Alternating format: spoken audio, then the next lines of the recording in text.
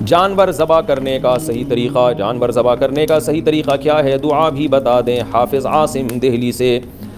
جانور ذبح کرنے کا صحیح طریقہ یہ ہے کہ جانور کو ایسے لٹائیں کہ آپ اس کی ٹانگیں قبلے کی طرف ہوں جانور کی، اور اس کا سر جو ہے جب آپ سیدھا کر دیں تو آپ قبلے کی طرف کھڑے ہوں، آپ کے ہاتھ میں چھری ہو اور آپ قبلے کی طرف ہوں، اور چھری کا رخ بھی قبلے کی طرف ہی ہوگا، ظاہر ہے آپ کا سینہ قبلے کی طرف ہو، جانور کی ٹانگیں بھی قبلے کی طرف ہوں گی، اس طرح ذبح میں بھی آسانی ہوگی اور سنت بھی پوری ہو جائے گی۔ تو لٹانے کے بعد جب جانور کے پاؤں میں رسیاں باندھی جاتی ہیں تو اس کو موو کرنا، قبلے کی طرف گھمانا بہت آسان ہو جاتا ہے۔ اس کے بعد آپ بسم اللہ اللہ اکبر پڑھ کے چھری چلائیں۔ اگر آپ کو ڈر لگ رہا ہے تو بیگم کو پکڑا دیں، وہ چلا دے گی، وہ انشاءاللہ نہیں ڈرے گی، تو وہ پڑھ لے بسم اللہ اللہ اکبر۔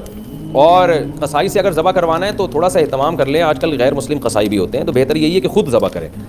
پھر بھی اگر قصائی سے ذبح کروا رہے ہیں تو قصائی کو بولیں بھائی اونچی آواز سے بسم اللہ اللہ اکبر پڑھ لے، اور یہ گٹکا منہ سے نکال کے تھوڑی دیر کے لیے پھینک دے وہاں۔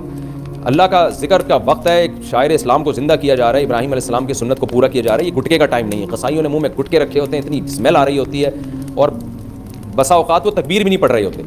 اور اگر آپ نے اور قصائی نے دونوں نے مل کے گلا پہ چھری چلانی ہے تو پھر دونوں پر لازم ہے کہ وہ بسم اللہ اللہ اکبر پڑھیں،